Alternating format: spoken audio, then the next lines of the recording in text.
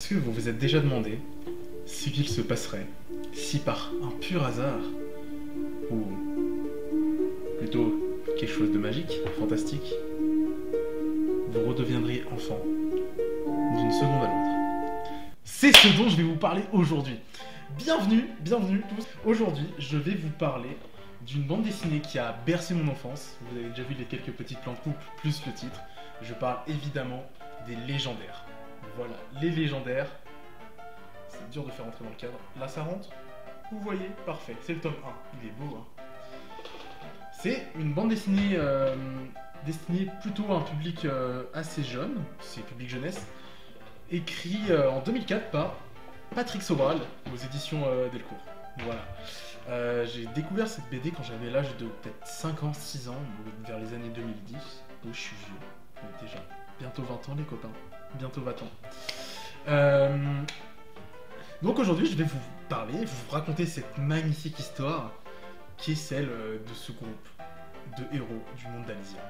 L'histoire se passe dans un monde fantastique qui s'appelle Alysia, où cohabitent plein d'espèces différentes. C'est quelque chose qui peut faire penser, pour faire une comparaison, au Seigneur des Anneaux.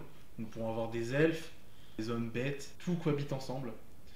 Et dans ce monde, il y a un groupe de héros. 5 héros, un humain, un gros mastodonte, respect Razia, putain, une elfe, une princesse et un homme bête. Ces 5 héros, ils font le bien au travers du monde. On les appelle les légendaires. Et leur ennemi juré est le sorcier Darkel. Un sorcier maléfique qui a fait tout le mal possible en soi. Plein d'expériences sur des innocents, pratiquer de la magie noire. Les héros vont lutter pendant des années et des années contre ce sorcier, jusqu'au jour où Darkel va s'emparer d'une pierre magique. La pierre magique est l'une des 6 pierres créées par les dieux pour concevoir le monde d'Alysia et le monde elfique, car oui, c'est 2 mondes différents. Donc Darkel va s'emparer d'une de ces pierres, la pierre de Jovenia. Il va essayer d'utiliser toute sa puissance magique afin de devenir plus puissant et de retrouver la force de sa jeunesse, car il est assez vieux. Mais encore une fois, c'était sans compter l'intervention des légendaires qui vont l'interrompre dans ses plans. L'heure du combat final a sonné. Et là, gros combat, pouvoir magique, on n'a jamais eu ce combat en bande dessinée. Banks, banks, boom, hop, ça se tape. Sauf que dans le combat, la pierre de Jovenia tombe et se brise. Lorsque la pierre de Jovenia se brise, elle terrasse le sorcier Darkel. En même temps qu'elle se débarrasse du plus grand danger actuel de ce monde, sa lumière va recouvrir la surface du monde d'Alysia. Et un étrange phénomène va toucher chaque habitant de Alysia et du monde elfique, les faisant tous, sans exception, redevenir enfants, juvéniles. Suite à cet accident, les légendaires seront haïs et bannis à tout jamais du monde d'Alysia et du monde elfique, étant réduits à se séparer et plutôt faire profil bas, si vous voyez ce que je veux dire. En même temps, ils ont un peu foutu le bordel, quoi. C'est pas entièrement de leur faute, mais les habitants ont assimilé ça comme la faute des légendaires. Et ceci est donc l'histoire qui vous est contée dans les 2 premières pages. C'est ce qui s'est passé en gros avant les légendaires. 2 ans plus tard, le monde s'est habitué à cette situation. Voilà, c'est le cas de le dire. Mais Danaël, chef des légendaires, a une idée. Il a trouvé le moyen de rendre à l'humanité son apparence d'il y a 2 ans. Voilà, donc de racheter les torts qu'il a causés avec les légendaires. Pour ceci, il va regrouper à nouveau les légendaires. L'occasion enfin pour nous du coup de les découvrir sur ce premier tome. Et ils vont partir en quête de la pierre de Crécia, une des autres 6 pierres créées par les dieux. Et je ne vous en dis pas plus. Il y a au total 23 tomes des légendaires dans la série principale. En fait, pour vous expliquer, je ne vais pas vous parler en détail de ce qui se passe dans ces 23 tomes, il se passe des choses, mais voilà. Les légendaires enquêtent de trouver un moyen de rendre à l'humanité, de rendre aux humains leur taille adulte. Nous avons ensuite, car ce n'est pas fini, en 2012, Patrick Sobral et Nadou, une dessinatrice, se sont associés pour créer les légendaires origines. Je n'ai pas le tome 1 malheureusement devant moi. Et donc chaque tome retrace le passé d'un des légendaires. Donc ici on a le tome 3 sur Griffe en Fer, qui est donc l'homme bête. Je pense que c'est ce que je préfère dans le légendaire, c'est vraiment les origines. Les dessins sont totalement différents, beaucoup plus adultes, beaucoup plus adaptés aux adultes. C'est de ce que je sais, je m'étais renseigné, j'avais vu des interviews de Patrick Sobral, c'est l'éditeur qui voulait qu'il y ait une autre dessinatrice pour que lui puisse travailler sur le légendaire qui a toujours un certain rythme de sortie, car ça commençait à énormément marcher. Et en même temps, du coup, une dessinatrice pouvait l'aider à concevoir les légendaires originaux. Il y a au total, du coup, actuellement 5 tomes, donc un pour chacun des légendaires. Moi, j'espère encore avoir une suite, pourquoi pas, où ils sont tous ensemble, enfin, et qu'on ait ce fameux combat contre le sorcier d'Arkel.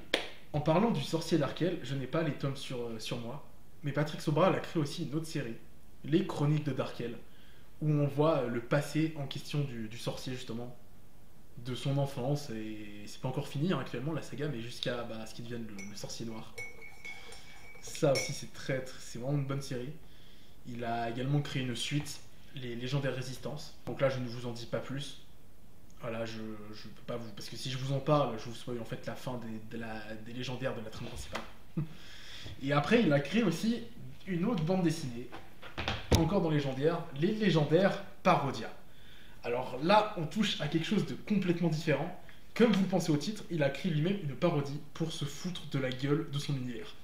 Il s'est associé cette fois-ci avec la dessinatrice Jessica Young, je pense que ça doit se dire Young, qui a un style, vous voyez, c'est entièrement différent, et puis on est tout de suite dans le délire parodia. Ça se passe pas sur Alizia, du coup ils ont changé le nom, ça se passe sur le monde de Parodia et tout. J'ai vraiment apprécié. C'est des mini-sketchs, chaque page est un sketch. On a également d'autres séries légendaires, il y a un manga qui a été créé, donc c'est reprendre l'histoire de base mais sous forme de manga. Donc c'est une autre approche, c'était pour faire découvrir je pense le monde des légendaires mais aux lecteurs de manga. Donc c'est une très très bonne chose, je les ai déjà lus. Il n'y a pas d'âge.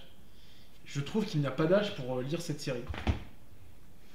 Quand tu lis les premiers tomes, c'est vrai que c'est assez enfantin, puis il y en a qui n'aiment pas forcément parce que dans les 7 premiers tomes, ne me demandez pas pourquoi après il a arrêté, tout ce qui est les blessures, les coups, c'était censuré, c'est-à-dire ils avaient genre, quand ils se prenaient des dégâts ou quoi, enfin des dégâts, dans un jeu vidéo, ils se prenaient des coups ou quoi, ils avaient juste des traces sur le corps, mais jamais de sang, ou très peu, alors sauf exception dans les premiers tomes, et beaucoup de gens, je crois, n'ont pas aimé cette manière de faire.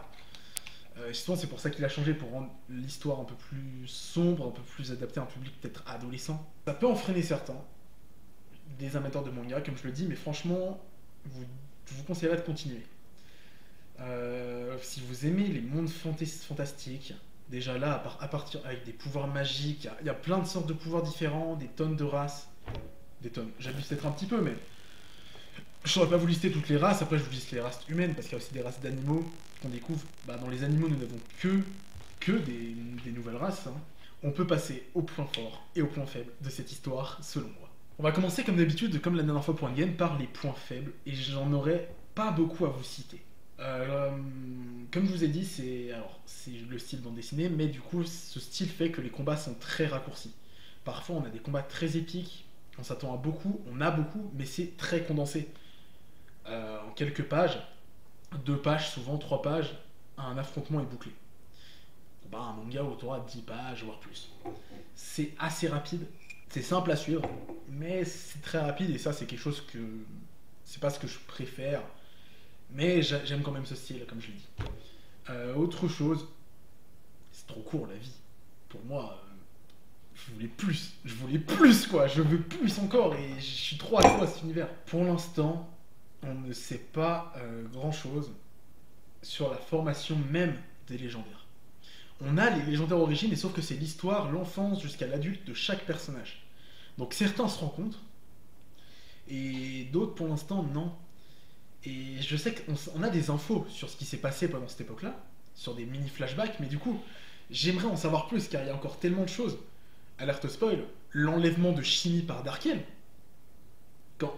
Quand Shimi se fait enlever, qu'ils vont la sauver, les combats contre Dasiatis, contre Ténébris. Enfin, là, c'était la petite alerte. Voilà, je vous préférais que vous skipiez. Mais voilà, ça, c'est les points faibles. Donc, vous voyez, il n'y en a pas beaucoup. C'est pas des trucs qui me freinent. Pour moi, l'histoire est un 10 sur 10. Et les points forts, du coup, pour moi, l'histoire en elle-même est un gros point fort. Donc, j'ai cité vraiment ce que je préfère dans cet univers. La magie est très bien utilisée. On a plein de sortes de magie. C'est des magies toutes différentes, toutes liées en même temps, quand on analyse bien. J'ai énormément apprécié. Les personnages, ils sont tous parfaitement bien écrits. C'est pas typiquement Danael est un chevalier, mais c'est pas un chevalier tout beau, tout grand, tout fort, qui n'a aucune faiblesse, non. Danael, je pense que c'est le légendaire qui a le plus de faiblesse et le plus de peur. Et il se cache pas, par moments il se cache pas forcément de ça. Ce qui le rend humain. C'est des personnages qui ont chacun de leurs émotions, chacun de leurs histoires, tristes pour la plupart. Même les antagonistes différents que l'on a, je peux vous citer donc celui que vous connaissez dès le début de l'histoire, donc Darkel, tous ne sortent pas de nulle part. Alors, même, non, il y en a un seul, mais il est Space. Mais sinon, tous ont une histoire. C'est pas des antas qui sortent de nulle part, qui sont là, je veux être méchant, taper, non. Vous pouvez facilement les trouver sur des vides-greniers à présent. Hein. Moi, c'est beaucoup, je les ai trouvés sur des vides-greniers, des brocantes. C'est ce que je fais pour 3/4 de mes livres, hein, en boîte à livres. Pas souvent des BD en boîte à livres, malheureusement. La grippe fait des ravages, je ne l'ai pas eu. Mais par contre, c'est moi, la caméra elle me fait un effet rouge là.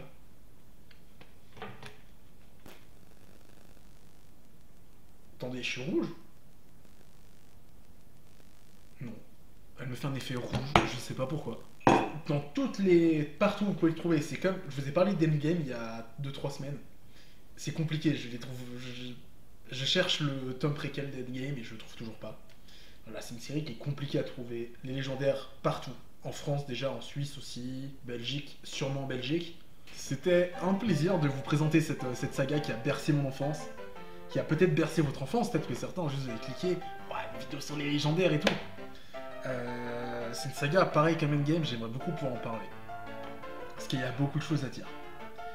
Mon vrai avis sur la fin, je peux pas le dire parce que je vais vous spoil. Je trouve que les habitants sont des faux culs. Voilà. Ça, c'est dit. Ceux qui ont lu, on sait. Les civils, c'est des faux culs de malades mentales. Ils te crachent dans le dos, mais dès que tu les aides, ils sont là. Ouais. Et après, ils te crachent dans le dos. C'est un reflet de notre réalité. Je suis désolé. Bref. Merci beaucoup d'avoir regardé cette vidéo. On se retrouve...